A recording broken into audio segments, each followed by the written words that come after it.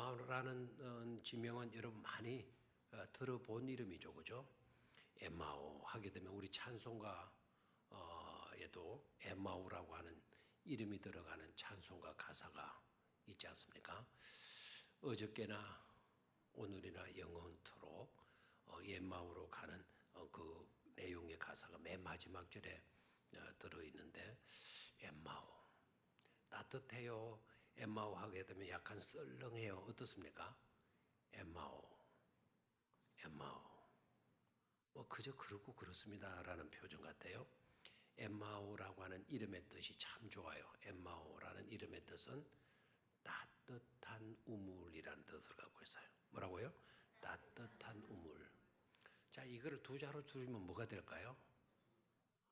두 자 굉장히 어렵죠. 온수 아닙니까? 온수? 온수. 따스할 온자 물수자. 따뜻한 우물이란 뜻인데요. 아마 어떤 분들은 이 엠마오에 온천이 있었던 것 아니겠느냐, 온천이 있었던 거 아니냐 이런 짐작들을 하는데요. 아직도 정확한 위치가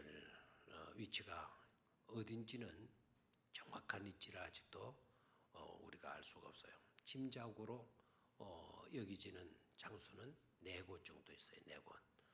네 곳이 좀 멀리 떨어져 있는 그런 지역들이고 곰방곰방한 지역에 6곳, 이곳이 아니었겠는가, 이곳이 아니었겠는가. 실제적으로 또 엠마오가 이곳이었을 거다라고 여겨지는 곳마다 기념 그 회당이 지어져 있어요. 기념관이 지어져 있어요. 그러니까 초대 교회부터 지금까지 엠마오가 정확하게 어딘지는 잘 알 수가 없지만 나름대로 일리가 있기 때문에 여기에서도 엠마오 기념관, 저기에서도 엠마오 기념관, 여기에서도 엠마오 기념관. 근데 성경적으로 가장 유력하게 여겨지는 곳이 쿠시타보라고 하는 지역인데 여기에서도 성당이 있어요. 기념 성당이 세워져 있어요. 그러면 이곳이 엠마오다 그렇게 또 단정을 짓기는 조금 어렵습니다. 자, 엠마오 이름의 뜻이 참 좋은데요. 따뜻한 우물이고 정확한 위치는 아직 우리가 잘 알 수가 없다. 아마 따뜻한 우물이라고 하는 이름을 갖고 있는 거 보니까 그 인근에 어딘가 온천이 나고 있었던 것이 아닌가. 우리 여기에서 경주로 가다 보면요, 혹에 지나서 그 농소 위에 그 동네 이름 혹시 아는 분 있습니까? 냉천이라는 곳이 울산에만 있는 게 아니에요. 저 습계 안에도 냉천이 또 있어요. 냉천. 울산에서 혹의 위에도 농소 위에도 냉천이 있고 그 냉천은 뜻이 뭐죠? 찬물이 나오는 찬물. 거기에는 여기 냉천 여기에는 약수꿀이라는 이름도 갖고 있어요. 아마 그 찬물이 약수물 뭐 이런 것 같아요. 냉천, 온천, 약수, 뭐 약수골, 뭐 이런 이름들을 갖고 있잖아요. 그러면 그 지역은 그 지역 이름대로 찬물이 나오는, 찬물이 흐르는 그런 곳이다 해서 그런 이름들이 붙여지는 경우들이 많이 있지 않습니까? 저희 고향에서는 산 이름이 비계산이 있어요. 비계산. 지금도 거기에는 6.25 때 터지지 않았던 포탄들이 지금도 나오고 해요. 우리 어릴 때는 거기에 겨울에 눈이 막 팍 하늘로 솟구치고 물 팍 튀어올라가는 그런 현상들 어릴 때 많이 봤는데 소리가 나고 거기 이제 어른들이 포탄이 터져서 저렇다. 6.25 전쟁 때 그 포가 터지지고 않고 있다가 뭐 그게 구르거나 뭐 돌이 구르거나 해가 충격받아가 포탄이 터져서 그렇다. 그 산 이름이 비계산이에요. 왜 그 산이 비계산이냐면 나를 비자에 닭개자. 닭이 날개치며 푸드득거리고 이제 속아 날려고 하는 그런 모습을 지닌 산이다 해서 비계산이라고 해서요. 그래서 산 이름도 그냥 짓지 않고 뭐 형태가 그러하든지 그 안에 무슨 뭐 유명한 어떤 것들이 있든지 하게 되면 그 이름을 따서 이름을 붙이잖아요. 엠마오 따뜻한 우물이라고 하는 이름의 뜻을 갖고 있어요. 자, 이곳으로 지금 누가 내려가죠? 이곳으로 예루살렘에 있던 두 사람이 이곳으로 내려가요. 그 두 사람 누구죠? 두 제자죠. 두 제자. 제자 누구의 제자겠어요? 예수님의 제자. 12사도에는 들어가지 않은 12사도의 명단에 끼지 않는 두 사람의 제자가 예루살렘에서 바로 엠마오로 내려가고 있어요. 자, 우리 내려간다라고 하는 이 개념도 좀 알고 해야 헷갈리지 않아요. 성지를 갔다 오셨더라도 내려간다, 올라간다라고 하는 이 개념을 알아야만이 그 지형이 어디 있는가라는 것을 짐작하게 돼요. 우리는 내려간다 하게 되면 주로 서울로 갈 때는 뭐하고 가고요? 올라간다. 자, 우리 내려왔다. 그러면 어디서 내려와요? 서울에서는 올라왔다 이래 말 안 하잖아요. 서울에서 울산으로 뭐했다? 내려왔다. 그럼 내려왔다라고 하게 되면 위쪽에서 어디로? 아래쪽으로 내려왔다라는 생각을 가지죠. 예루살렘에 있던 사람이 엠마오로 내려왔다. 그러니까 엠마오가 마치도 서울이 예루살렘이고 내려왔으니까 울산 정도나 대구 정도나 이렇게 떨어져 있는 마을이었던 모양이다. 이렇게 생각하죠. 그런데 그래도 이제 성지를 제대로 그러면 여행을 못해요. 헷갈려서 안 돼요. 자, 평양에 있는 사람이 평양 말고 그러면은 그 평양 말고는 어디노? 신의주에 있는 사람이 서울로 왔다 가서요. 서울로 왔다 가면은 자, 우리로 말하면은 신의주에 있던 사람이 서울로 왔다가 다시 신의주로 갔다 그러면은 어떻게 된 거예요? 올라간 거예요? 내려간 거예요? 자, 우리 개념은 우리는 저 위로 올라가면은 올라간 거고 밑으로 내려오면 내려온 거잖아요. 근데 저쪽에서 신의주 사람이 서울 왔다가 갔어요. 서울을 내려왔다 했겠어요? 서울을 올라갔다 그러겠어요? 올라갔다 그러는 거예요. 그러면 내려갔다. 이제 신의주로 갔다 그러면은 다시 돌아갔다 그러면은 그 사람 서울 왔다가 뭐 했다? 내려갔다. 이렇게 되는 거예요. 이해가 됩니까? 북쪽으로 우리로 말하면 저 위쪽으로 백두산 저 위쪽으로 올라간 건데 이제 서울을 중심으로 해서 보게 되면 그쪽으로 내려간 거예요. 그래서 서울을 중심으로 가는 거를 뭐 한다? 올라간다. 서울 중심에서 벗어나는 거를 뭐라 그런다? 내려간다. 이렇게 생각하면 돼요. 그래서 엠마오로 내려가던 두 제자. 그러면은 엠마오가 예루살렘 아래쪽에 우리 울산이 이렇게 저 아래쪽에 있는 모양이다. 이렇게 생각하면 안 되고요. 엠마오는 예루살렘에서 북서쪽으로 12km, 약 25리 정도 떨어진 곳에 있었다라는 거죠. 이해가 됩니까? 그래서 예루살렘 아래쪽으로 내려온 게 아니라 위치적으로는 예루살렘보다 위서쪽으로 12km면 멀어야 안 멀어요? 12km면 멀지를 않죠. 12km면 그렇게 먼 거리는 아니에요.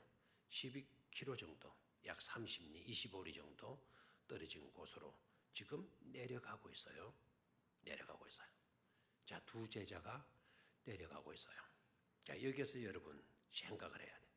항상 성경은 묵상이 따라야 돼요.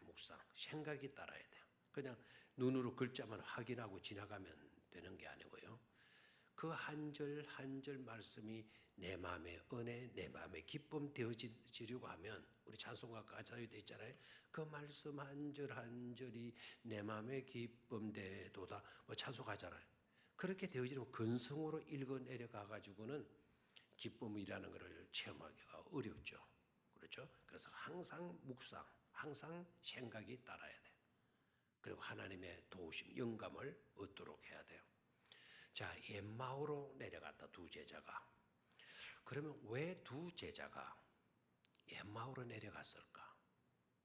베들레헴으로 내려갈 수도 있고, 베들레헴도 예루살렘에서 멀지는 않거든요.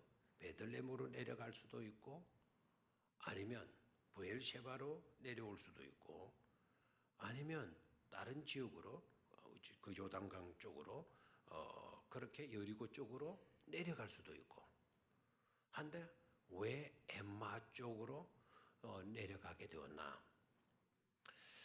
이런 질문들을 해보는 거예요. 이런 생각들을 해보게 되면 뭔가가 느껴지죠. 첫 번째는 이들이 살던 고향이 아니었겠는가? 예루살렘에 왔다가 되어진 일들 그걸 다 보면서 마음속에 회의를 느끼고 돌아가는데 하필은 왜 엠마오냐? 이 두 제자의 고향일 수도 있지 않았겠는가? 이런 짐작도 가죠. 또 두 번째는요. 두 번째는 엠마오 뜻이 뭐라 그랬죠? 온천, 따뜻한 우물이라는 뜻을 갖고 있거든요. 근데 이곳은 온천 지구가 아니겠느냐? 육신이 심신이 다 필요한 거예요. 피곤할 때 아마 엠마오 쪽으로 가서 휴양을 좀 취하려고 여유를 좀 갖고 마음을 좀 추스리고 육신의 필요를 좀 해소하기 위해서 엠마오로 내려갔지 않았겠는가? 그런 짐작도 가능해요. 왜요? 엠마오의 뭐 때문에? 이름의 뜻 때문에. 따뜻한 우물 지역으로 이 두 제자가 내려가게 되죠. 자, 여기에서 우리가 좀 생각을 해야 돼요. 엠마오로 내려간다. 엠마오는 약 예루살렘에서 얼마 정도다?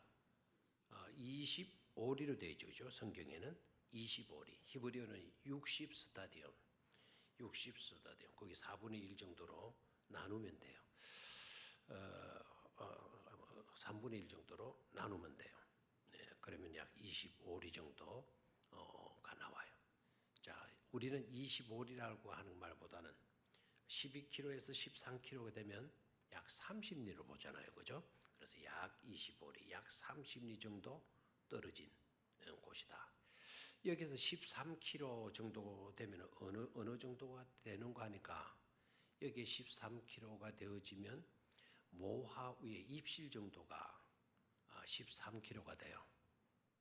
그래서 예루살렘 여기라 그러면 저쪽으로 모하 쪽으로 두 제자가 내려가는 거예요. 왜 모하 쪽으로 내려갔겠느냐? 두 제자의 고향이어서 그럴 수도 있고 또 하나는 그곳에 온천 지역이기 때문에 휴양차 여러 가지 심신이 피곤해 있는 상태이기 때문에 휴양차 내려가고 있었으리라 이렇게 보게 되죠. 그런데 이 두 제사람이 내려가는데 자, 이 두 제자의 상태가 어떠냐? 자, 제가 심신의 휴양차 엠마오로 내려가지 않았나? 그래서 엠마오라고 하는 이 지역의 의미, 뜻을 알아두는 것이 좋겠다 싶어요. 이 두 제자가 그렇게 내려가게 되는데 그들이 기뻐서 내려가요? 시리에 빠져서 내려가요? 활기찬 모습으로 내려가요? 짜증나고 좀 지쳐있는 모습으로 내려가요? 자, 여기를 잘 생각해야 돼요. 이들의 내려가는 모습은요, 시리에 빠져 있는 거예요. 낙심이 돼요. 낙심이. 그리고 마음에 공허감이 왔고요. 절망감에 사로잡혀 있는 거예요. 희망이 사라진 거예요. 희망이. 자, 이들의 대화 가운데 이 부분을 한번 생각해 보십시다. 예수님이 나타나가지고 무슨 일이냐 물었어요. 무슨 일이냐. 그러니까 두 제자가 하는 말이 나사렛 예수의 일이니 그는 하나님과 모든 백성 앞에서 말과 일에 많은 사람이었다. 능한 선지자였다. 말도 잘하고 일도 너무너무 잘하시는 그런 훌륭한 위대한 선지자였다. 주라고 하는 말을 쓰지 않고요. 구주라고 하는 말을 쓰지 않고 선지자 이건을 20절 우리 대제사장들과 관리들이 사형 판결에 넘겨주어 어디에다 못 박았다? 십자가에 못 박았다. 그러니까 우리는 이분에게 대한 굉장함을 느꼈는데 이분에 대한 기대감도 굉장했는데 그런데 지도자들이 대제사장들 관리들이 예수님을 그분을 사형 판결에 넘겨주어서 십자가에 그만 못 박아버리고 말았다. 십자가에 못 박게 되면 어떻게 되죠? 저주의 죽음을 죽게 된 것 아닙니까? 자, 21절 봐요. 21절 이 구절이 아주 중요한데요. 시작. 우리는 이 사람이 이스라엘을 속량할 자라고 바라노라. 이뿐만 아니라 이 일이 일어난 지가 사흘째요. 또한 우리 중에 어떤 여자들이 우리로 놀라게 하였는데 이는 그들이 새벽에 무덤에 갔다가 그의 시체는 보지 못하고 와서 그가 살아나셨다 하는 천사들의 나타남을 보았다 함이라. 그래, 이 구절에서 우리가 느낄 수 있는 게 바로 뭡니까?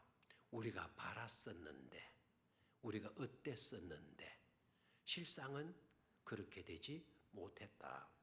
이분이 우리를 속량할 자, 이분이 이스라엘을 구속해 줄 그와 같은 구세주로 바랐는데 그런데 십자가에 뭐하고 말았다? 죽이고 말았다. 십자가에 죽고 말았다. 지도자들이 예수님을 십자가에 못 박아 버리고 말았다. 우리를 속량해 줄 사람으로 알았는데 대제사장들이 지도자들이 예수님을 이분을 십자가에 못 박아 버렸다. 그래 우리가 바랬던 기대감, 우리가 희망했던 모든 것들이 다 산산조각이 나버렸다. 그러니까 희망을 잃어버린 거예요. 속상하는 점이 있던 거죠. 우리는 이분이 틀림없이 우리를 속량해 줄 알았는데, 그래서 부푼 기대감을 갖고 있었는데 십자가에 떡 못 박았는데 십자가에 떡 못 박아 그대로 죽고 말았어. 우리의 꿈은 다 깨어져 버리고 말았다. 마음속의 상처, 허전함, 허탈감 이런 것들에 사로잡혀 있는 것을 보게 되죠. 또 이들이 혼미할 수밖에 없었던 것은 바로 여자들이 무덤에 갔다가 예수님은 뭐를 못 봤어? 시신이 없는 것을 보게 돼요. 막 이런 게 헷갈리기 시작하는 거예요. 근데 천사가 나타나 가지고 들려준 이야기를 해주는 거예요. 그분이 이곳에서 뭐했다? 다시 살아났다. 이는 그들이 새벽에 무덤에 갔다가 그의 시체는 보지 못하고 와서 그가 살아나셨다 하는 천사들의 나타남을 보았다 함이라. 무슨 소식을 들은 거죠? 부활했다는, 그분이 부활하셨다는, 죽음을 이기고 부활했다는 거는 이건 빅뉴스 중에 빅뉴스 아닙니까? 이때까지 어떻게 죽었던 자가 다시 살아납니까? 그런데 그분이 살아났다라는 뉴스를 들었다면 이 두 제자가 어떻게 해야 돼요? 그럼 눈이 번쩍 띄어야 되잖아요. 그렇죠? 그리고 내려갈 게 아니라 어디로 가야 되겠죠? 무덤 있는 곳으로 가든지 예루살렘을 다시 돌아가든지 해야 되잖아요. 그런데 이 두 제자가 그랬는데 헷갈린다라는 거예요. 그런데 자기네들의 상처가 너무 크다라는 거예요. 그래서 그런 소리를 들었지만 막 활기를 되찾고 막 꿈을 되찾고 막 희망을 가지고 예루살렘으로 다시 돌아간 게 아니라 그런 소리를 들었지만 우리는 상심이 너무 크다라는 거예요. 우리 기대가 완전히 무너졌다라는 거예요. 그래서 지금 어디로 내려가요? 엠마오로 만다고요? 내려가고 있는 중이라고. 그래 이 두 제자의 마음 상태를 알 수가 있겠습니까? 참으로 상심이 컸겠구나.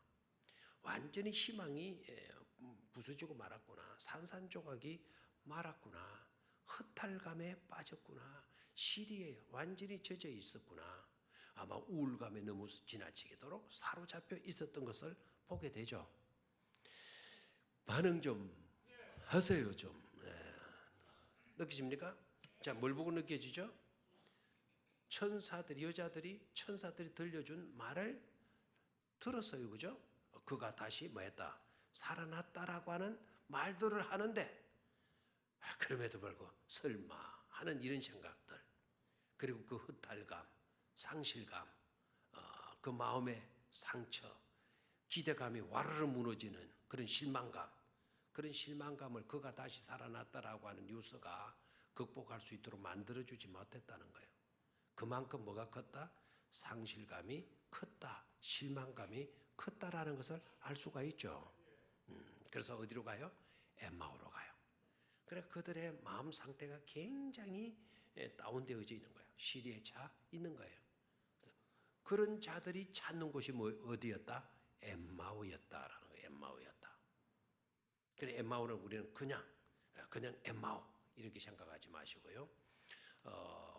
실이나 낙심했던 자나 마음이 답답했던 자나 괴로움이 있던 자나 이런 자들이 찾아가서 안정을 취할 수 있는 곳이 바로 어디였다? 엠마오였다라는 거예요. 엠마오였다. 아시겠습니까? 자, 누가의 특징을 아셔야 되는데 누가는 예수님의 사역들을 기록해요. 그래서 누가 복음서를 기록하잖아요. 예수님의 사역들을 기록하면서 누가는 예수님이 여행하는 일, 여행 가운데 일어났던 일들을 아주 상세하게 기록하는 분이 누구냐면 누가의 누가. 알겠습니까?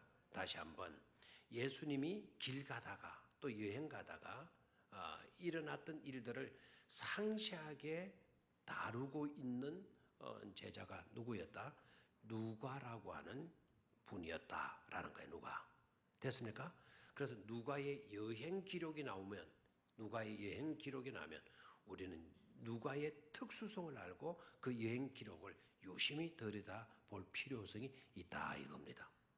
자, 오늘도 예루살렘에서 어디로 내려가는 길? 엠마오로 내려가는 그 여정, 그 길 가는 도중에 일어났던 이야기를 누가 기록해요? 누가가 누구인가 하니까 바로 누가예요. 그런 누가가 기록을 해요. 마태 기록하잖아요. 마가 기록하잖아요. 요한복음에서 요한도 기록하잖아요. 누구만 기록했다? 누가만 기록하고 있어요. 그래서 누가복음을 읽을 때에는 여행 스토리, 여행에서 일어나는 이야기들을 유심히 우리가 중심으로 살펴볼 수 있어야 되겠다라는 것이죠. 자, 그 여행, 그 여정은 우리에게도 적용이 돼야 한대요. 우리에게도 적용될 때가 많죠. 우리도 길 가는 나그네들 아닙니까? 자, 길 가는 나그네, 여정 속에 있는 나그네죠. 도중에 있는 자들이에요. 길 가는 중에 있는 자들. 우리도 나그네들이에요. 우리 모두가 다 여행객들. 그러면 이 엠마오 도상의 이야기는 곧 우리들의 인생 이야기일 수도 있죠. 그렇죠?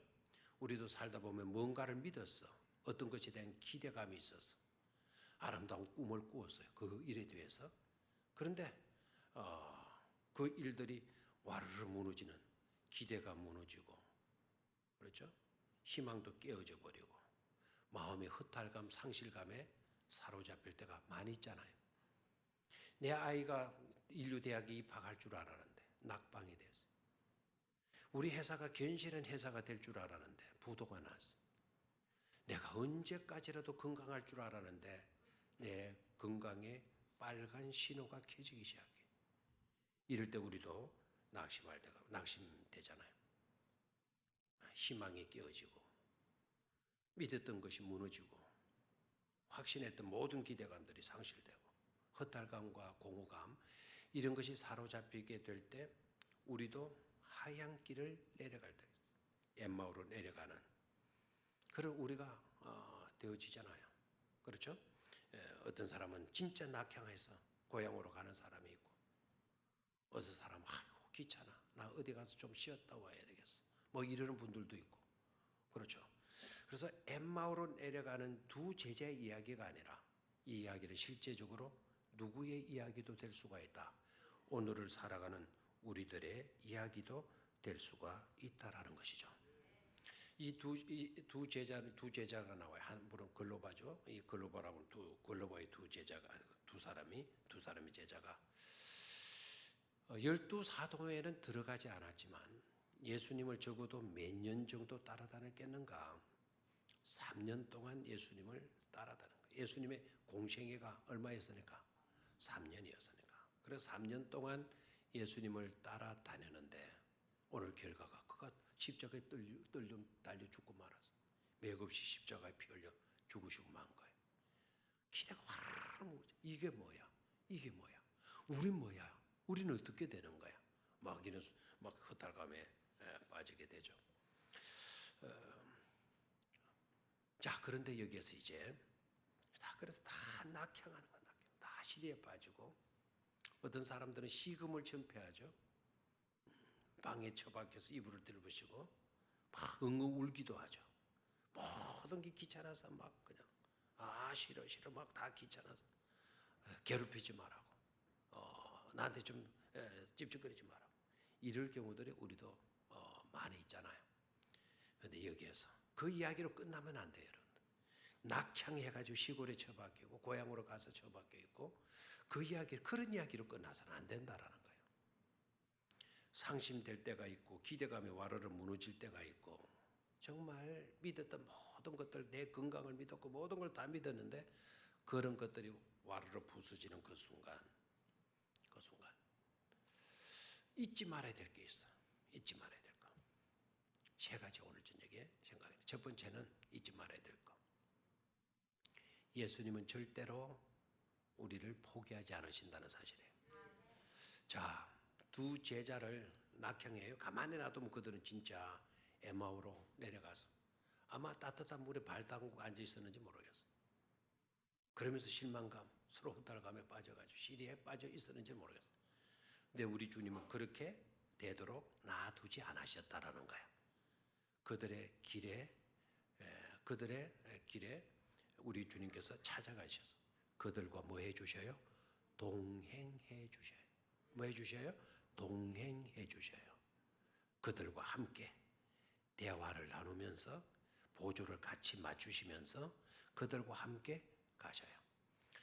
그래서 여기에서 우리는 하나님은 택한 자를 낙향하고 택한 자를 무너지고 낙심에 차도록 그냥 두시지 않고 끝까지 하나님은 그들을 추적해서 따라가셔서 동행해 주시는 분이시다라는 것을 잊지 말아야 될 줄로 믿습니다. 자, 우리 성서대학에 나와서 공부하시는 분들 지난 화요일에도 말씀을 드렸죠. 계속 지금 화요일 성서대학에 또 주일반 성서대학의 내용이 뭐냐면 추적하시는 하나님, 추적하시는 하나님. 요나 이야기에서도 추적하시는 하나님. 호시아야 선지자 이야기하면서도 추적하시는 하나님. 지난 시간에는 우리 요엘 했죠. 요엘 공부할 때도 추적하시는 하나님. 하나님은 계속 우리를 뒤따라서 추적해 오시는 하나님이시라는 거예요.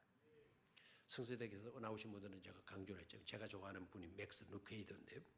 이분은 이런 책을 썼어요. 천국의 사냥개. 천국의 사냥개가 누군 줄 알아요? 천국의 사냥개. 저는 이 책을 루케이드가 너무 책을 잘 쓰고 글을 잘 쓰고 너무 유명해지다 보니까 약간 교만에 빠진 것 아닌가, 너무 거만해진 거 아닌가 하는 심령으로 그 책을 제껴놓고 안 살려고 하다가 그래도 글을 뿐이 아니지 해가지고 다시 와서 서문을 읽어보니까 아이고 오히려 더 충격을 주는 감동 어린 은혜가 되는 책이더라고요. 지금은 아마 질판대에서 없을는지 모르겠는데 꼭 한 번씩 사 보시면 좋을 것 같아요. 그 책. 천국의 사냥개.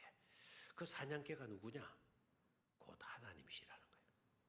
하나님을 뭐로 표현했어요? 하나님 나라의 사냥개로 표현했어요.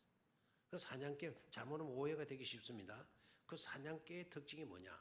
표적을 보면 절대로 맞지 않는다. 놓치지 않고 추적해서 잡는다라는 거예요.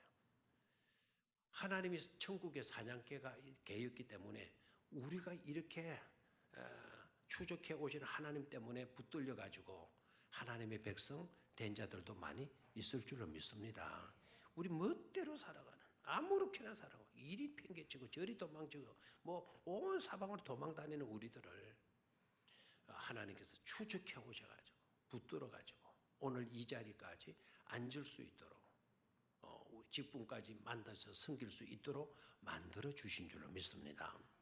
오늘 두 제자 그들은 낙심해서 낙향의 길을 걷고 있는데 내리막길을 걸어가고 있는데 그 길을 그냥 내팽개쳐 버려두시지 아니하고 누가 추적해 따라가셔요? 예수님이 추적하셔서 따라가셔요.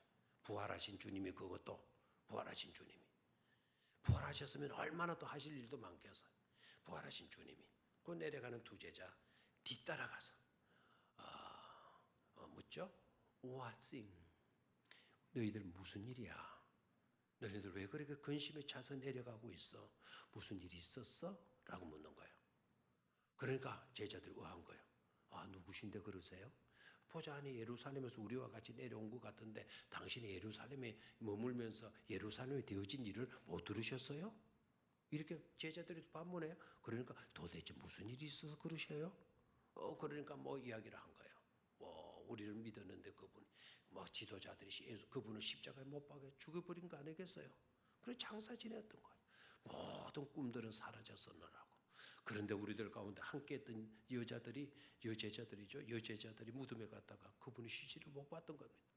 그런데 천사들이 떡 나타나 그분이 살아나셨다고 말하는 것. 그것 때문에 성 안이 막 소동하고 있는 중이었다고. 그런데 당신은 예루살렘에 있으면서 그 이야기를 모르느냐고. 그랬더니 예수님이 그걸 왜 이상한 일이라고 여기시오? 그래서 성경을 전체를, 신구약 전체를, 어떤 사람은 토라를 이야기해 줬다, 어떤 사람은 선지서를 이야기해 줬다, 이런 이야기들이 있지만 성경 전체입니다. 성경 전체의 핵심 주제를 예수님께서 길 가시면서 그들과 동행하시면서 성경 이야기를 해 주셔요. 그분이 말씀대로 십자가에 우리를 대속해서 십자가에 죽으신 거고 말씀대로 3일 만에 뭐 하신다고? 부활하신 이야기를. 자네들은 왜 이렇게 더디 믿는고? 왜 그렇게 믿음이 없는고? 그런 이야기를 들으면 아멘 하고 어머나 그렇구나. 그 말씀이 실현되어진 것이로구나. 깨달아야지. 그런 소식을 듣고 그런 뉴스를 들으면서도 실에 빠져가지고 낙향의 길을 걷고 있다니. 그런데 예수님이 책망하지 않죠. 부드럽게 말씀을 해주시죠. 그랬더니 해가 저물어져요. 엠마오에 도착이 된 거죠. 그래서 예수님은 더 가시려고 폼을 잡고 계시고 두 제자가 뭐 했죠? 예수님을 강권해서 뭐 했습니까? 식사를 하시라고. 오늘 밤도 넘어지니까 식사하고 우리와 함께 지내시자고 체류하다고 가시라고. 그런데 예수님이 못 이긴 채 하고 그들에게 함께하면서 뭘 하죠? 식사를 하죠. 자, 여기에도 중요한 거예요. 아까 엠마오가 따뜻한 우물이라고 하는 뜻을 갖고 있다 그랬어요. 그것은 따뜻한 우물만 있는 게 아니고 따뜻한 인정이 넘치는 곳이었다라는 거예요. 따뜻한 뭐가 있어요? 인정. 이게 중요해요. 두 제자가 내려와요. 그럼 두 제자도 25리길 13km를 걸어왔으면 피곤해요? 안 피곤해요? 13km를 걸어가면 한 3시간 반에서 4시간 걸어와야 돼요. 4시간 정도. 왜 제가 그걸 잘 아느냐면 우리 집에서 고등학교까지 산 하나를 넘어가면 딱 13km입니다. 그래서 저는 13km 이야기 나오면 너무너무 좋습니다. 13km 다 우리 집에서. 그래서 이제 옛날에는 이런 보따리에 일주일 먹을 반찬, 일주일 먹을 쌀 이렇게 해봤자 조금밖에 안 되지만 보리쌀, 쌀 섞어가지고 그걸 보따리에 메고 걸어가는 거예요. 차는 이러면 촌놈이라 할까 보네. 감히 말을 못 하겠는데 차는 하루에 2번입니다. 2번. 그 장읍까지 가는 데가 2번이에요. 2번. 그러니까 차 시간을 그 맞추는 것보다 걸어가는 거예요. 근데 애들 맺히시 이제 걸어가는 거예요. 대개 4시간 반. 가다가 또 진짜 다리에 보면 또 쉬었다가 걸으셨다가 그렇게 가고 13km. 그럼 이들도 피곤해요. 그날 밤에 이제 그걸 갖고 주일날 오후에 가서 그 장읍에 들어가면 깜깜한 밤이 되고 우리는 호롱불 켜다가 그 장읍에 가면 전기불 켜면 또 신기하게 또 다 느껴지잖아요. 우리는 나무떼기를 불 때다 그 연탄에서 빨간 불이 막 구멍에서 올라오면 또 신기하잖아요. 그런 거 보면 밤 12시 피곤하고 월요일 아침에 학교 가려면 정말 힘들어요. 다리도 모여있고 13km. 그럼 이 제자들도 피곤해 안 피곤해요? 피곤한데요. 손님이 자기 집에 오는 건 또 자기 집 쉴 곳이 손님이 온다는 건 귀찮아요 안 귀찮아요? 귀찮죠. 그런데 예수님을 붙들어요. 식사하고 가시라고. 그래서 식사 준비하죠. 그런데 여러분 수고가 따르는 식사였지만 그 수고가 따르는 식사를 예수님과 함께 함으로 인하여서 이분이 바로 누구인지 알아요? 바로 부활하신 예수님이라는 것을 알게 되잖아요. 그러나 우리가 피곤해도 대접하고 헌신하고 봉사하고 섬기는 거 이런 걸 잘해야 복을 받는다는 사실을 잊지 말아야 돼요. 아멘입니까? 우리도 어릴 때 보면 친구 집에 가면 어떤 엄마는 정말 잘해줘. 고구마 하나라도 막 주려고 하고 어떤 집에는 가면 막 진짜 아버지도 무섭고 엄마도 막 무섭고 막 그런 집에는 친구들이 놀러 가려고 해요, 안 해요? 저들도 그 집에 가면 잘 안 가요. 주로 가는 집에 어떤 집에 가죠? 엄마가 인정이 있고 뭐라도 고구마라도 감자라도 삶아주는 그런 집에 가잖아요. 인정이 있는 집에는 사람이 끌어요. 사람이 끌어오는 거예요. 그런 것이 없는 곳에는 냉랭하죠. 찾아오는 사람도 없고, 그렇죠. 그는 늘 외롭고 쓸쓸한 인생을 살다 갈 수밖에 없는 겁니다. 물질이라는 것은 있다가도 없고 없다가도 있어요, 없어요? 있죠. 성경에 불의한 재물로 친구를 사귀라는 말들이 무슨 말이죠? 있다가도 없는 믿지 못할 그와 같은 것이 물질이에요. 그러나 그것 있을 때 뭐를 많이 사귀라고? 친구를 많이 사귀라고. 후일에 그것들이 다 보상으로 다시 돌아오게 되어진다는 말씀 아닙니까? 그 돌아올 것을 기대하면서 그렇게 할 필요는 없다고 봐요. 이왕이면 여유를 가지고 모든 사람을 포용하고 대접하고 섬기는 이런 일들을 잘 감당할 수 있어야 될 줄로 믿습니다. 자, 한 가닥 희망을 봐야 돼. 한 가닥 희망이 바로 뭐냐? 이 두 사람이 시리에 차가지고 엠마오로 내려가고 있었지만 그들이 주고받은 대화의 내용이 예수의 이야기였다라는 거예요.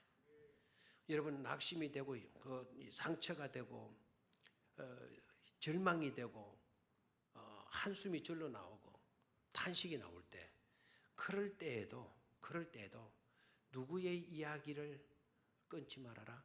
예수의 이야기를 끊어버리면 안 돼요. 오히려 그럴 때일수록 누구 이야기 나누라? 예수 이야기 나누라 이 말입니다.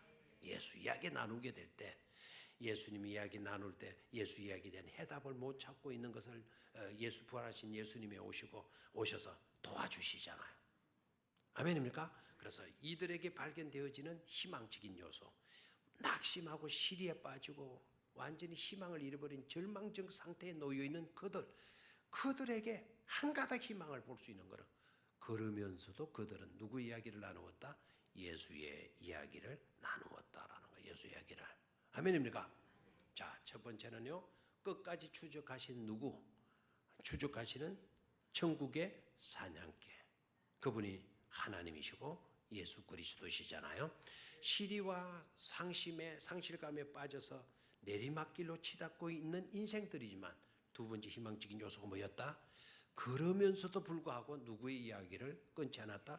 예수의 이야기를 끊지 않았다라는 사실에 끊지 않았다. 세 번째로는요. 추적해 가시는 예수님뿐만 아니라 그 상실감에 빠지는 상태에 있지만 예수의 이야기를 나누는 그들에게 우리 주님이 동행해 주시면서 그냥 같이 가주시는 게 아니에요. 그들에게 따뜻한 위로의 말씀을 전해주고 있어요. 아멘입니까? 대화해 주시는 예수님, 가르쳐 주시는 예수님, 가슴이 따뜻해지도록 깨달음의 은총을 부어주시는 분이 누구이시다? 예수 그리스도이시다라는 예수 그리스도이시다. 제가 오늘 읽던 책 가운데 그 책을 제가 들고 나오려고 했는데 조금 두꺼워가지고 들고 나오지를 못해서 제가 복사를 해왔는데요. 강준민 목사님이 쓴 기쁨의 영성이라는 책에 나와요. 나오는데 그 내용을 잠시 소개하고 마칠게요. 소련의 감옥에서 풀려난 한 크리스찬의 이야기입니다. 옛날 소련의 감옥에서 풀려난 한 기독교인의 이야기.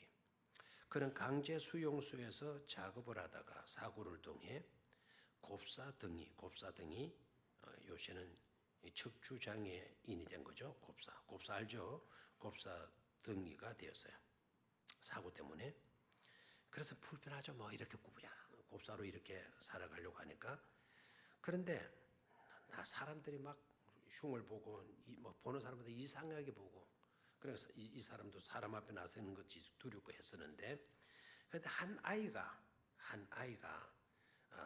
아니나 다를까 자기를 뚫어지게 보더라는 거예요. 이렇게 구부러져 곱사등에 돼 있는 자기를.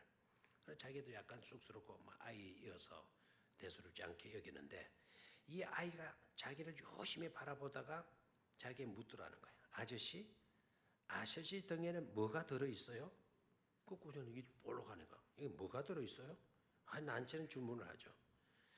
그러니까 이 곱사등이가 그 아이가 자기를 놀리는 것을 알고 언짢아 가지고 곱사등이란다. 뭐 들어있는 게 아니고 나는 곱사라서 곱사등이라서 이렇게 된 거란다. 그렇게 마지못해 대답을 했다는 거예요.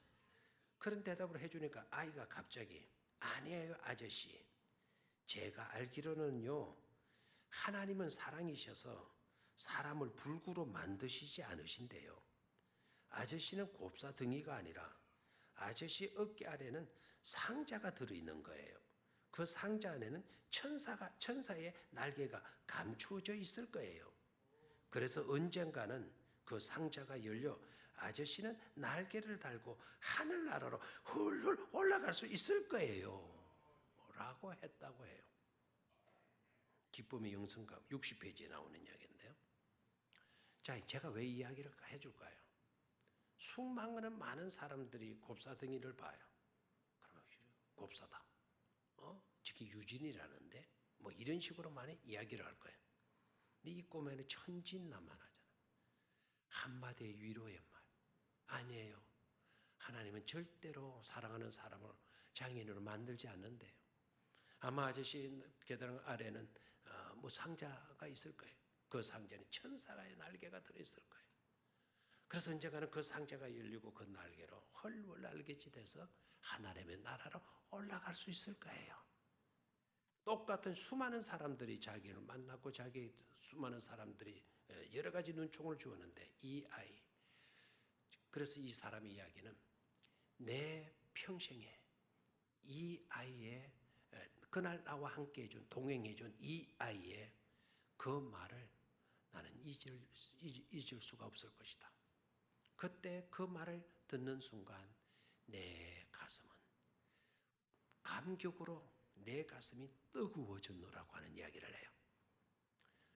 예수님이 제자들에게 성경을 풀어주실 때 제자들의 마음을 뜨겁게 해주었던 것처럼 동행해 주면서 그들의 약점, 그들의 무지를 깨우쳐 주심으로 뜨거움을 안겨주었다고 한다면 이 곱사등이 아저씨에게는 수많은 따가운 무시와 그 안 좋은 쪽에 멸시의 눈총만 받던 그곳에서 이 꼬마 아이는 그와 함께 해주면서 따뜻한 위로의 말, 희망적인 언어 하나 해주어서 아마 이 꼬마 아이는 예수님을 닮은 사람이라 저는 그렇게 느껴지게 돼요.